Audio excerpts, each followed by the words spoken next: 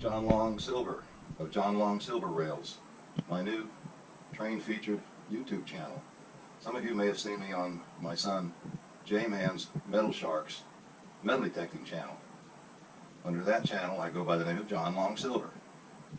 What I'm going to do today is show some features of one of my model railroads and some other things that you might enjoy.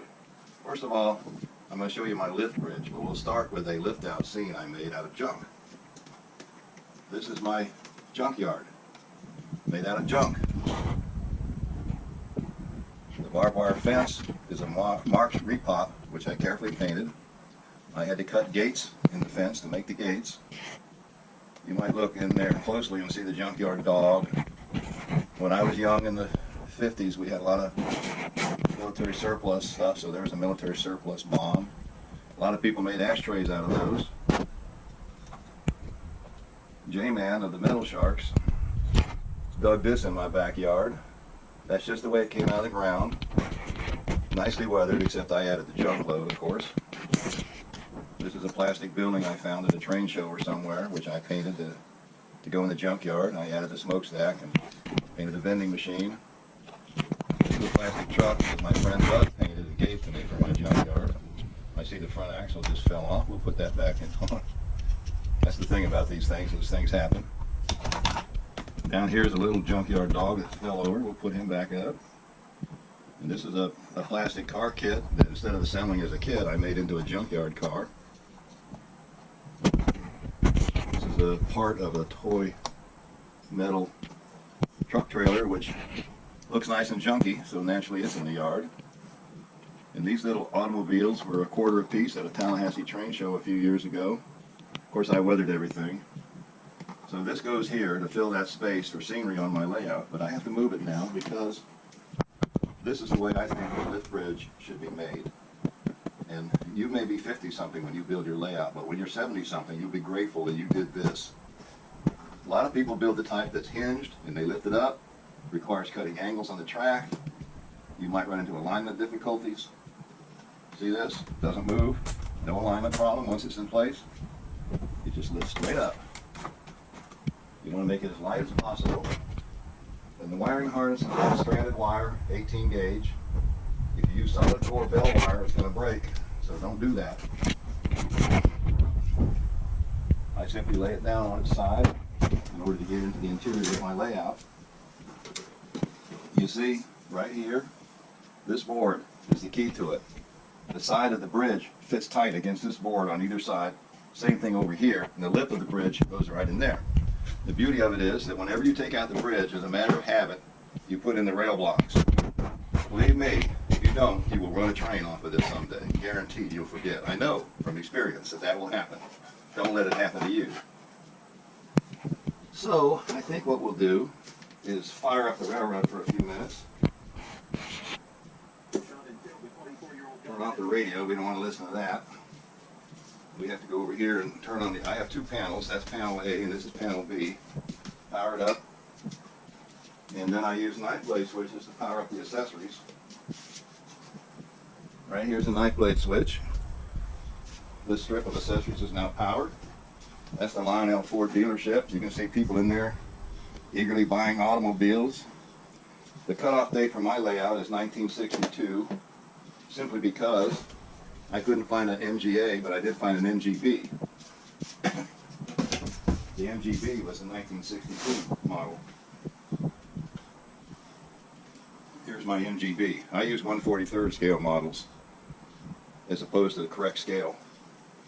Because after all, this is Impressionism anyway. Now, I was born and raised in Dade County where Miami is. Down here, we'll see Tim's Key West tropical fish. Next to that, we have the Lionel Aquarium. And then we have Captain Jack's Seafood. Down low. Trying to show those real good. On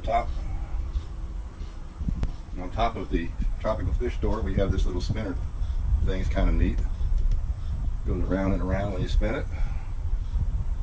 And of course, we have a Pelican, cannons, all kinds of creatures decorating the aquarium. And the deal is that when a tropical fish dies, they donate the dead fish to the aquarium.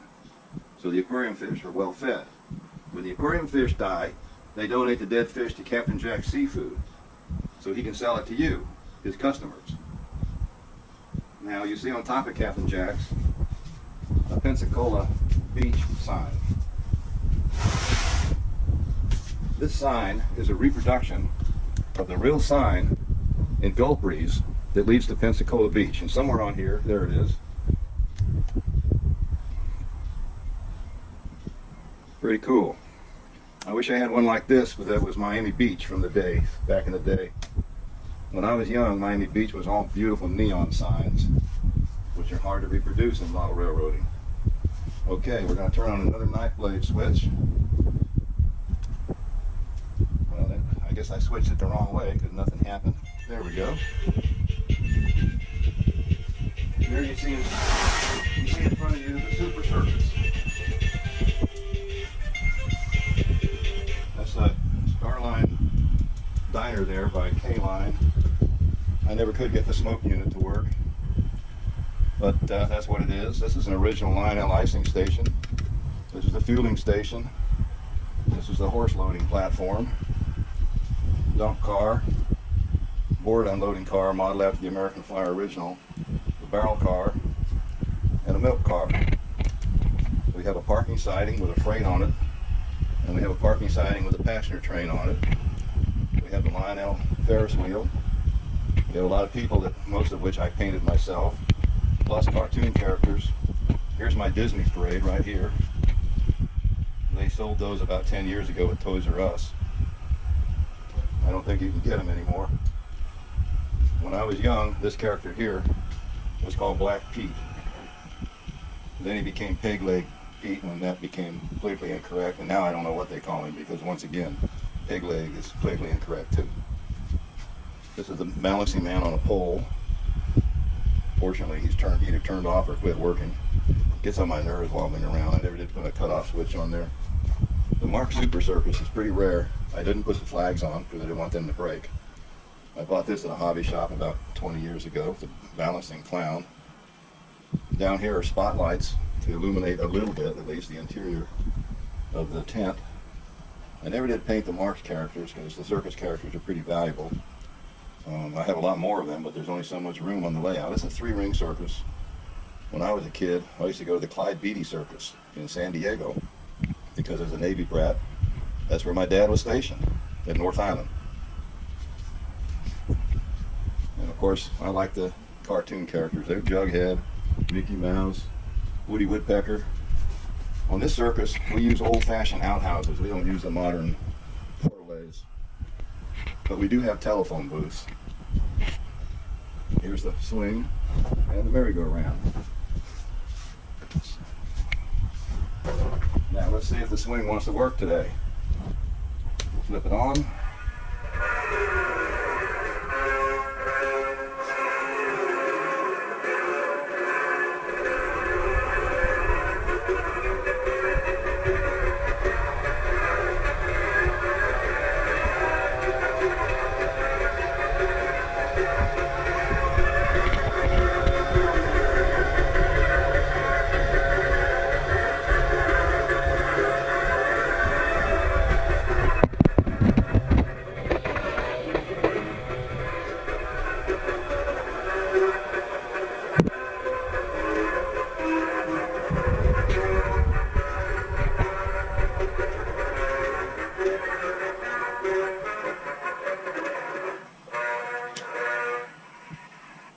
Next, if it'll work, is the merry-go-round.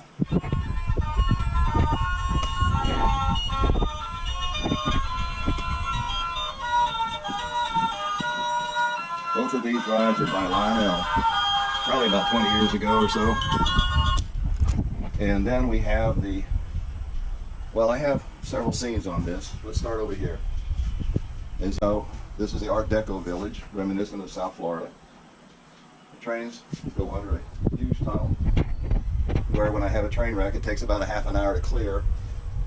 They come out down here, they and go under the Hellgate Bridge and under another tunnel and come out over there and go and continue around. Now the second level on this layout, first of all let me tell you that this was made by the Silver Stingray, one of my sons who appears on the Metal Sharks channel. These are chips of blue board foam plastered to a piece of masonite. There are screws you can barely see that hold it up there. I undo those screws and I can lift the whole side off to get at the wiring. There's a lot of wiring under there. And on this upper level here is the farm scene. Of course this farm is much more crowded than a real farm, but I don't care. Like I said, this is Impressionism. Next to the farm scene is Hobo Junction.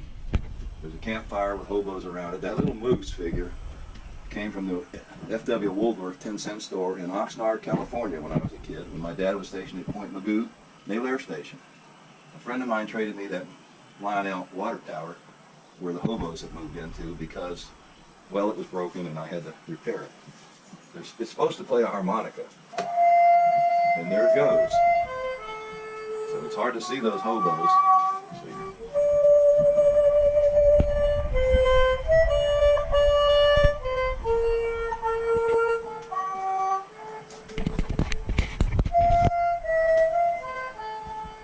Let's see if we can shine a little light on the hobos singing.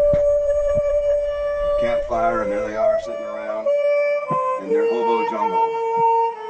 There's one up there playing the harmonica up high.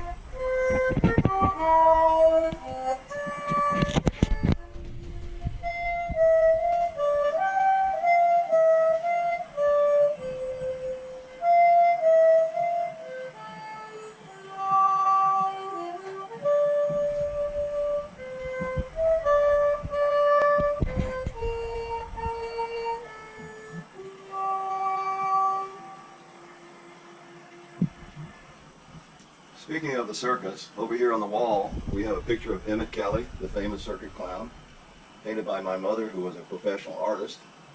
And next to him we have Donald Duck, painted by my son, the Silver Stingray. It goes good with the circus, which has Donald Duck characters in it, and clowns and things.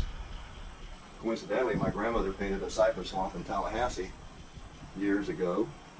Apparently she was a student at FSU learning teaching or something. Here's my farm. The fencing here is old Mark's fencing that I carefully painted to look rustic. Most of these animals were painted by me. That's a Mark's crop scene that I hand painted. That's a Plasticville windmill that I can painted. That's a Lionel standard gauge tunnel, which is illuminated. Lionel house no longer works. It's supposed to be animated. The pumpkins are made out of wooden beads with a little piece of wire shoved into them. I couldn't find pumpkins at the stores to buy, so I made my own. I had lots of pumpkin loads on my layout. I used to grow pumpkins as a child. There's a doghouse with a dog. There's the Woody. Carefully covered in there is the Studebaker.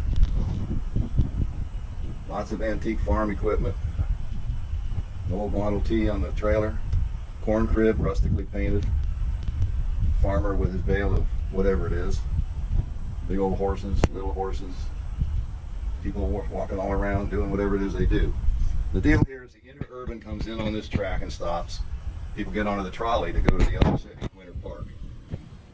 And then back around goes the interurban. The interurban comes from this village here. And in this village we're featuring an antique fire engine parade today.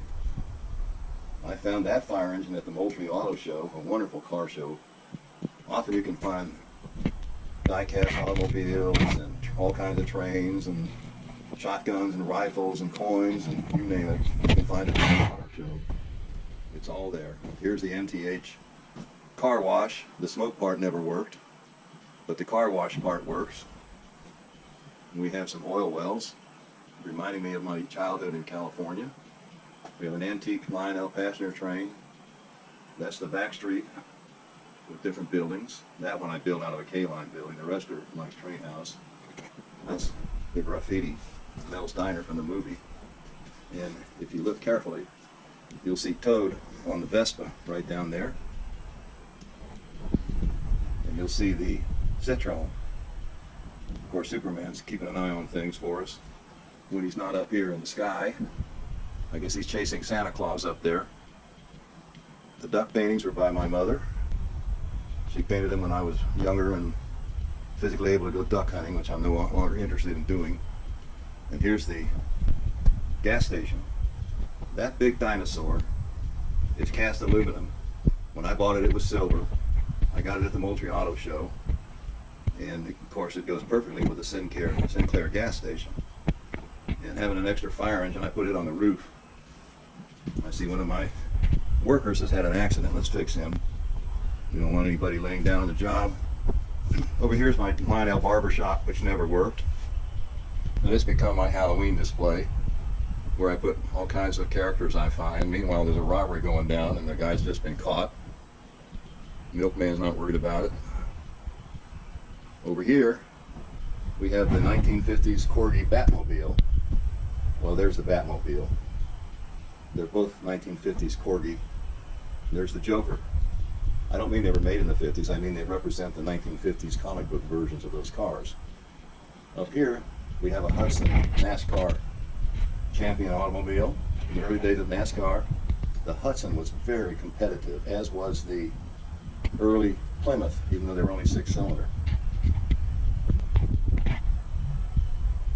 There's another Batman in a funny looking costume. I don't know what that's all about. There's another, I don't know, people get knocked down. The best thing to do when you have a person and you don't want him to fall down is you put a clear plastic packaging thing on his feet. And that will hold him up and let the scenery show through. So recycle some of this stuff and use it. Down below is simply a demonstration of dime store figures from the 1930s in the Marx barns, which I had as a child. This is not my original childhood barn, of course, but it's one I found. These are die-cast farm figures from different manufacturers, perhaps Britain's, perhaps Man Oil, perhaps something else. But most of these animals are metal. There's a tin fire engine I found, and here's a tin windmill. Big old workhorse over here by this barn. And this is a Marx garage with a tractor in it, which is interesting. Watch. See that? Automatic garage door. I get these old Indian figures and they need repainting, so I don't hesitate to repaint them when they're worn out. These are the ice skaters. One of them had a foot fall off, which I had to reattach. I used wire and super glue and I was able to do it. So from this town here, across the Hell's Gate Bridge, around the farm scene, goes the interurban. Then the trolley on the bridge there takes them down to the winter scene, which we'll show you in a minute. What I have to do is, well, yeah, you film the winter scene. Wait a minute though.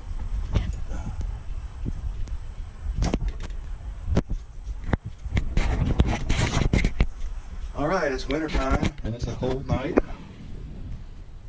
Here we have the carolers around the fire next to the crypt scene with baby Jesus, little boy on his sled, and soldiers resting on the bench. This is a scratch-built platform for the trolley made out of junk. These are plastic vehicles, most of which were made back in the day. Very old, very difficult to find, unbroken. See, this one has a metal frame. That's what a lot of kids had if they didn't have Tootsie Toys back in the 50s. My conductor has fallen down. No, I guess that's I don't know what he is. You can see the Christmas lights.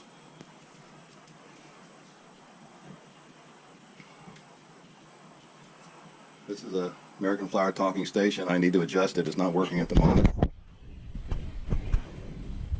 That ice skating pond is made from a plastic pond. It was broken. So when I get broken plastic mill, I restore it, and that's what I did with that one. Down there's old Black Pete on the ceiling of the bank, the roof of the bank. And there's Uncle Scrooge coming out with his money bag. So we're about to have some action there, which won't make people happy. But this is the kind of place where you can display your antique Christmas decorations. Put the wreath up there. Down here we have an old Santa Claus sleigh thing made out of early plastic. People have to remember that plastic was pretty new in the 1950s. before that, it was die cast and tin for toys. Except for the Bakelite. The Lionel ZW Transformers were Bakelite cases. Bakelite is pretty fragile and cracks easy if you're not careful. Now, I'm going to put the bridge in, show you how easy that is.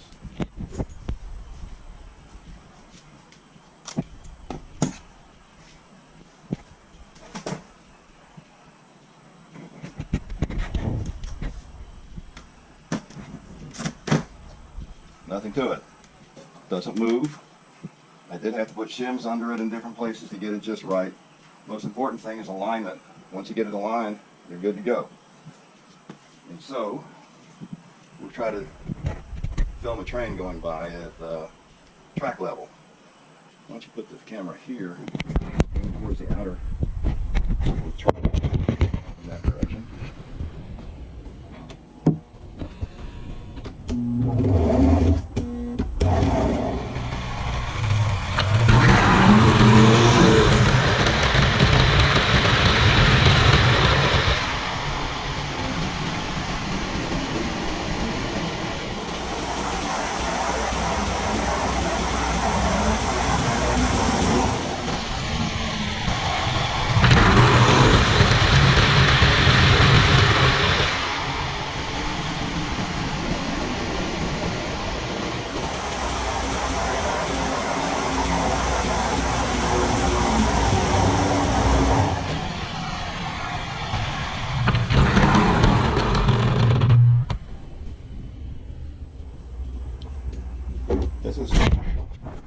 This is my Lionel childhood Scout.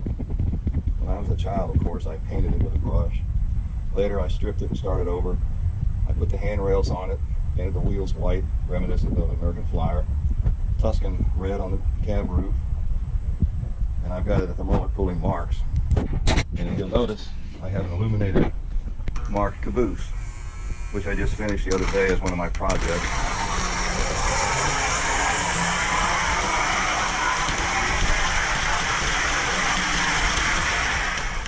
There's the illuminated caboose. Not in the best of shape, but I like it weathered. I don't care. I'm happy with it. I actually used the Mark's pickup underneath because I wanted to see how they worked. And I think they were probably designed for the Mark's cars. But they work fine on the caboose. The socket is right there. You drill a hole and stick the socket in there. And the coupler clears this thing, so the coupler works. That's one way to do it. The problem with these tin cabooses by Mark's, you have a lot of metal tabs and things holding the top on, and to change the bulb using this design, you have to take it all apart again. I wish I had put an 18-volt LED bulb in there for that reason, but I didn't, so I'll worry about it when the time comes.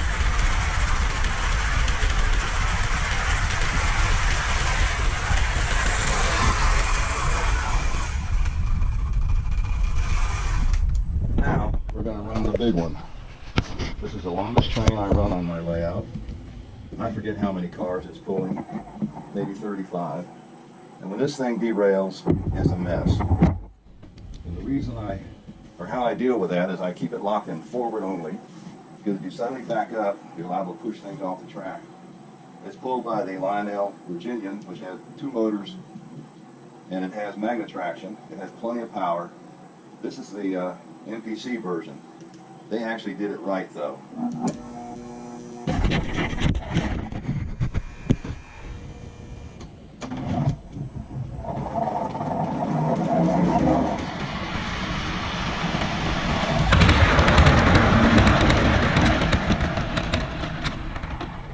Little power drop there.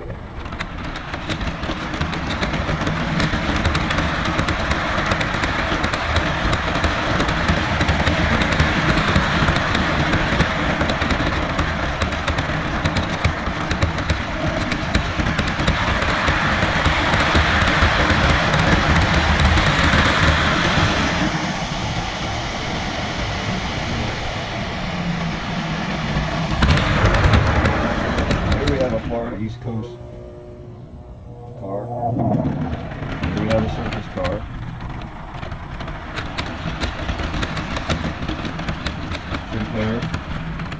The aquarium car. Another aquarium car.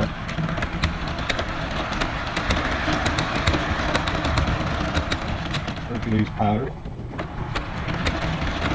Gold. High tubes. MPC. Main Central. Iron. Pickles. Colorado. Now here's one I like. The Bay Line, the North Florida Railroad, over in Panama City. Of course, we want to keep the doors shut so people won't know we're hauling empties. The Florida East Coast.